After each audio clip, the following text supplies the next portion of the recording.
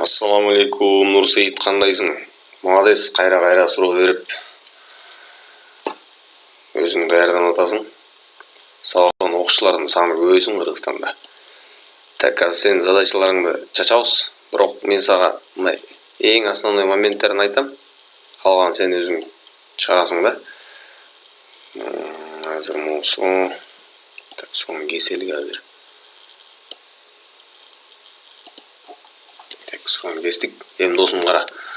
Бул жерден мына моонун узундугу 75 экен, Узундугу 75.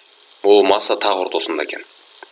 Бул ылдый жагында экен. Могул жерди канча ылдамдык менен, канча ылдамдык берсе, мындай могул абалга келип калат дейт да. Могул абалгачы. Демек, бул абалга келиш үчүн бул масса бул жерге көтөрүлүш керек, бул болсо бул жерге көтөрүлүш керек. Буну энергияны сакталуу закону менен чыгарып койсо өтө жеңил болот да. Себеп дегенде энергия бир түрдөн башка түргө өтө берет, Мына биздин тапта болсо ылдый жакта кинетикалык энергия беребиз, бул могул жерге келет да, потенциалдык энергияга ээ болуп калат. Ошондо кинетикалык энергиянын формуласы эмне? mv квадрат. Потенциалдык болсо mgh. Туурабы? Эми мына могул жердеги ылдамдык v болсо, бунун ылдамдыгы vнын жарымы болот. Анткени так ортосунда болуп атпайбы? Жарым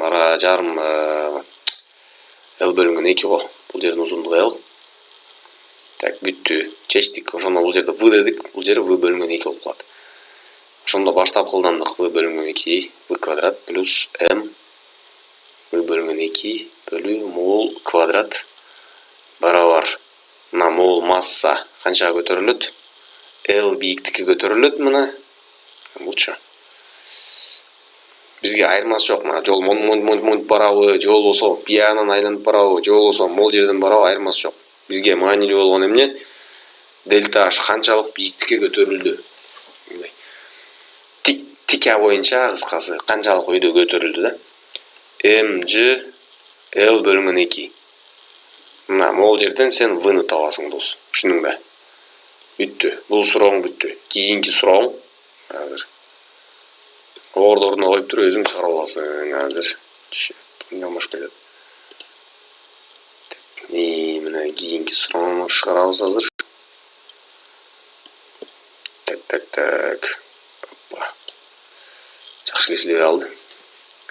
Кыскасы, бул теманы формула мындай да. Мына салыштырмалуулук ылдамдыгы, относительная скорость орусчасычы. Мындай дейличи. Салыштырмалуу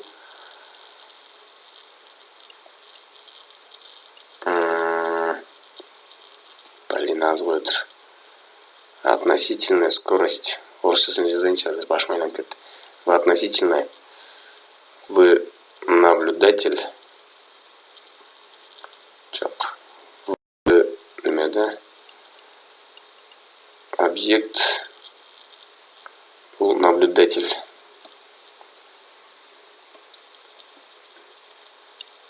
Объект.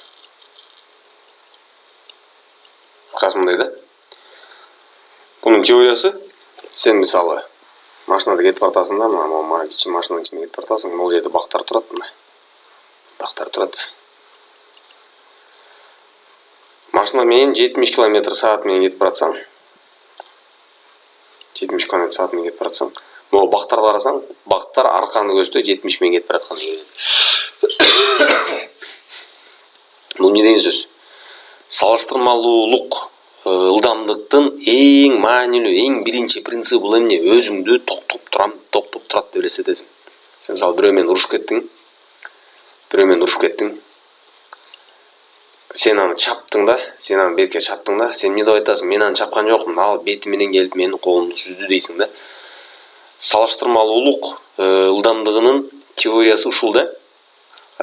Байкоочу, наблюдатель мына, байкоочу өзүн токтоп турат деп элестетет. Кийинки мисал, сен 20 км/саат менен бартасың. Сени көздөй 5 км/саат менен бирөө келип. Мына сага караганда, то есть относительно тебя, айда келаткан машинанын ылдамдыгы сага канча болуп көрүнөт? 25 болуп көрүнөт. Короче, экөөң бул жерден сүзүштүң. Сен эмне деп айтасың? Мен жөн эле турсам, мени келип 25 менен сүздү дейсиң да. Салыштырмалуулук ылдамдыгы деген ушул. Ошондо мына формула боюнча кандай болуп калат мына? В от бул шапке деген вектор дегенди түшүндүрөт. Шапкени жок эле жазайбыз азыр. Ошондо мына бунун ылдамдыгы канча экен? -5. Физикада эмне эле минус деген багытты түшүндүрөт, Мисалы, -5 деген солду көздөй 5 менен кетип барат деген сөз. Солду көздөй мына, биякты көздөй. Минус наблюдательдин ылдамдыгы канча? Мына байкоочунун ылдамдыгы 20. -25. Бул эмне деген сөз? -25 деген солду көздөй 25 менен бара жатат деген. Мына теориясы бул жерде ушундай. Эми эгерде бул жерде бул бир багыттагы ылдамдык болуп атпайбы мына бул жерде? Эгерде мындай нерсе болсочу. Сен мына так мына өйдөн көздөй север, түндүк, түштүк, чыгыш, батышы. Бир машина батышты көздөй, чыгыш түштүктү көздөй келатат. Сен болсо чыгышты көздөй бартасың. Сен, допустим, 30 метр секунда менен баратсаң, бул түштүктү көздөй 40 метр секунда менен баратса, сага кандай болуп көрүнөт? Сен өзүңдү токтоп турам деп элестетсең, мына могул машина түштүктү көздөй дагы, батышты көздөй да бараткан болуп калат атабы. Мына ушул векторуна кандай болуп калат? Векторуна деген мына наблюдательден, объекттен мына могуну байкап атпайсыңбы? Байкоочу ким? 30 менен кетип бараткан, Мына бунун вектору ошол бойдон калат. Минус наблюдатель. Минус дегенде багытын өзгөртүп туташтыр деген сөз болчу, өткөнбүз буну. Вектордун багытын өзгөртүп туташтырдың.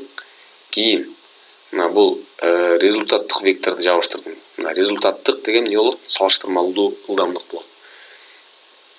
Ошондо бул жерде эмне болуп калды? 3 бурчтук болуп калды. 3 бурчтук болгондон кийин бул жер 90 градус. Бул түштүктү көздөй, батышты көздөй оролунда. Бул жер угол альфа болсо, бул жер 30 болду, бул жер 40 болду. Эми муну Пифагор менен эмне кылып табасың?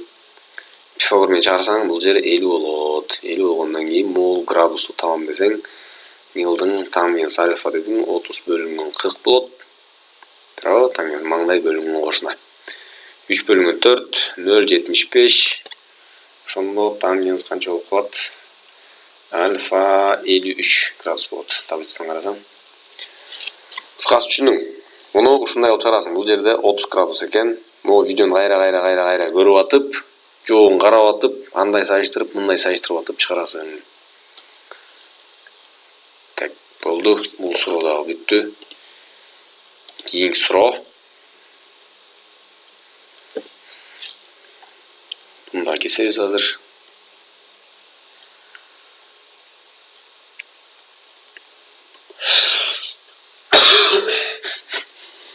Кыскасы мына бул жерде фишка эмне экен? Мына стакан бар экен. Стакандын ичинде 40 грамм суюктук куйган экен да, белгисиз бир суюктук. Ушул суюктукту мына могу бензинди өрттөп бул жерде. Бул өрттөнүп аткан бензин, сарыч өрттөнүп атат. Буну ысытып атат. Бунун ичинде бензин бар. Бензин эмне? Спирт бар да бул жерде. Спирт өрттөнөт. Спирт 1 грамм спирт өрттөнгөндө мына моунча калория энергия берет экен. 1 секундасына 11 миллиграмм өрттөнөт экен. Демек, мына бул жердеги убакытты карап туруп чысынчы. Канча миллиграмм спирт өрттөнгөнүн табасың. Себептигине 1 секундада 11 миллиграмм өрттөнсө, бул жерде жакшы көрүнбөй калыптыр. Өзүң китебиңден жакшыраак карайсың да. Бул жерде убакыт 50 болсо, 50ге көбөйтөсүң. 50-ни 11ге көбөйтсөң канча болду? Так, 550 грамм, жок, миллиграмм, миллиграмм спирт өрттөнүп кетиптир. 550 миллиграммды буга көбөйтсөң, канча жоуль энергия буга өтүп кеткени берилет да. Мисалы 1000 жоуль болсочу, 1000 жоуль энергия буга берилди. Анан мунун температурасы канчадан канчага көтөрүлдү? 0-дон 90га чейин көтөрүлдү, жок 80. 80ге чейин көтөрүлдү. Бул 80 градуста кайнап баштаптыр. Көрдүңбү могул жерде? Эки формула бар да. Бул формуланын максаты деп коет. М, С, сен могу Сны табышың керек биринчи. Удельная теплота. Удельная теплоемкость деген ушул да. Дельта Т канча экен? 0-дон 80ге чейин көтөрүлдү. Массасы мунук белгилүү. Канча энергия алганыңдан могул жерден көбөйтүп табасың. Канча өрттөндү, канча жылуулук чыкты, ошонун баары бул спирт жутуп алды.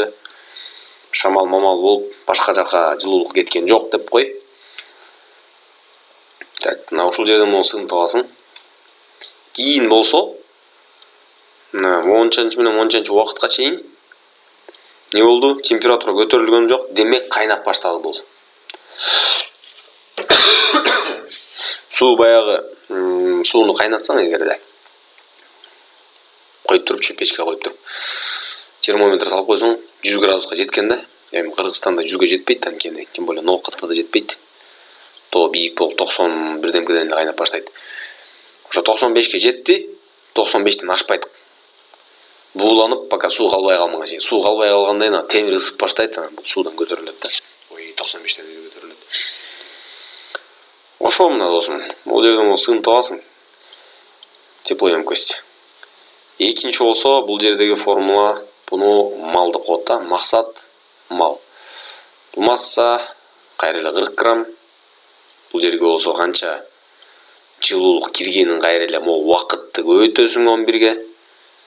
Ошону канча миллиграмм экен табасың, кайра могу куга көбөйтөсүң. Себептигине 1 грамм күйгөндө монча энергия берет экен, демек мына монча миллиграмм күйсө канча энергия берет деп. Ошол энергияны могул жерге коесуң. Массасы белгилүү, анан могу Лны таап коесуң. Ошо. Кыскасы молодец досум. Кайра суроолор берип тур. 1 күн, 2 күн, 3 күн кеч калсам да ошентип сага чыгарып берип турам. Давай анда.